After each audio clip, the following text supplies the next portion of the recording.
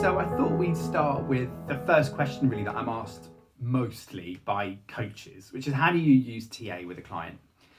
And I say two things really. One, I use TA with all of my clients. And secondly, most of my clients don't know that I'm using TA.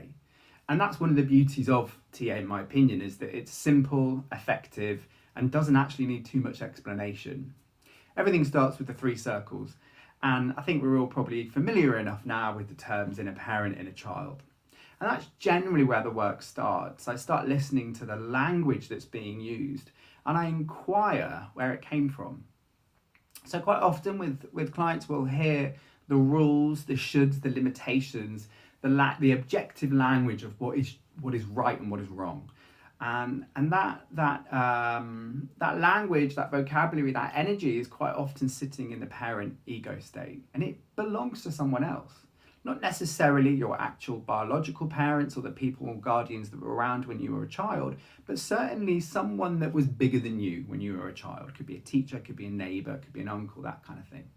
So we'll be trying to attribute that language, those rules, those expectations to the person that owns them. So as a kid growing up, I still do love food, and mum used to always say to me that you couldn't get down from the table until you finished your food, or clean plates was a thing that stuck with me. And as an adult growing into my 30s and soon 40s, I've always struggled with weight because I can't ever not finish a meal. I have to eat the whole thing. And so understanding that those rules were based upon my mum, who grew up at a time when food was scarce and wasn't freely available in the way that it is now, that I can actually start making different decisions in the here and now about how I choose to manage how much goes on my plate and what I do with it if I choose not to eat it all in one sitting. So we'll be looking with a coaching client and listening out for, I guess, the shoulds, the should nots, the must nots, those little indicators, those clues to say that this belongs in the parent ego state. Who does it actually belong to? It's not yours.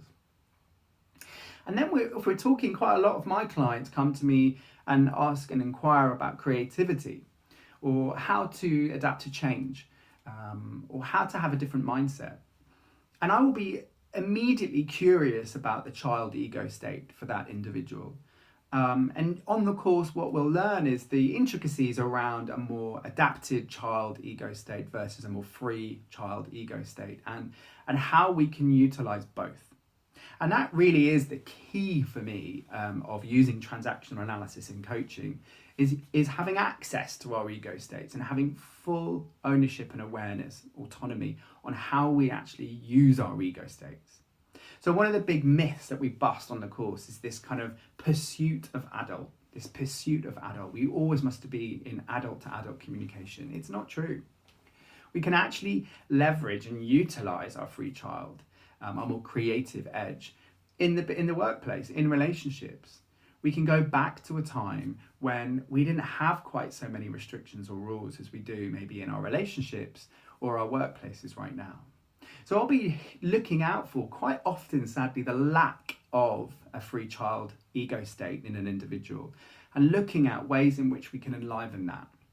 So, again, I work quite a lot with creatives, but we'll be thinking about what are the interesting creative pursuits that an individual could try out that brings out or uncovers some emotion that's joyful generally.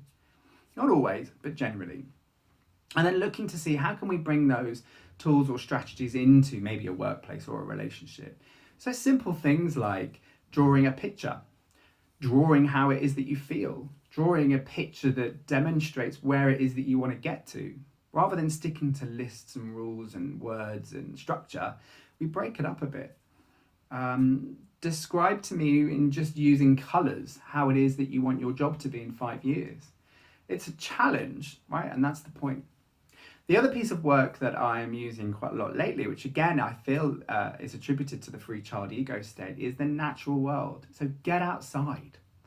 Quite often a lot of our work as practitioners is done inside, and now more than ever on screen. And so what I'm opening up is this opportunity to go out and play and explore in the world as a child.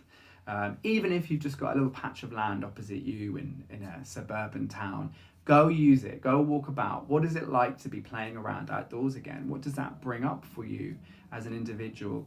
on a path to some determined goal to some degree.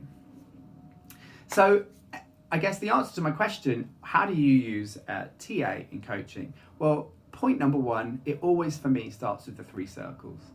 Even if you're working with senior executives who may be a little edgy around the language of parent and child, you can just draw the 3 circles and say that at the top circle here are where our rules, our governments, our executive function, if you like, is. This is the thing that kind of keeps everything in check. It's hugely important, but can be limiting. And then this bottom circle here is our creativity. It's our fun, it's our freedom, but it's also our compliance. It's how we obey. It's how we follow the rules. It's how we respond. It's how we adapt. And up here in the middle, in the adult, is our here and now ability to choose, a powerful state. But it doesn't necessarily mean that we have to always be in it. We can leverage incredible impact by sitting up in the adult, up in the parent or down in the child, knowingly. So just a little insight into how I use TA in all of my coaching clients.